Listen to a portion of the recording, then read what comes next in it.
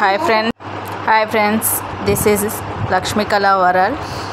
మేము ఇప్పుడు ఎక్కడికి వచ్చామంటే కూర్గు దగ్గరలో ఉన్నటువంటి తలకావేరికి దగ్గరగా ఉన్న త్రివేణి సంగమం. ఈ టెంపుల్ దగ్గర శ్రీ భగవేశ్వర స్వామి టెంపుల్ ఉంటుంది. దానికి ఆపోజిట్లోనే ఈ త్రివేణి సంగమం టెంపుల్ ఉంటుంది. ఇక్కడ ఏంటిదంటే 3 నదులంటే ఇక్కడ ఒకే దగ్గర సంగమంగా ఉంటాయి. అవేంటి అంటే ఒకటి కావేరి నది, దాని పాయలు 2 అంట. అవి ఒకటి కన్యకే, ఇంకోటి సుజ్యోతి. ఈ 3 నదులు కలిసే ప్లేస్ అన్నమాట ఇది. ఇప్పుడు మనం చూస్తున్నాం కదా, ఒక పాయ ఇక్కడి నుంచి వస్తుంది. మనం ప్రస్తుతం ఉన్నది ఒకటి అన్నమాట. ఇక్కడ చూడండి, సూర్య నమస్కారం చేస్తుంది మా అత్తయ్య.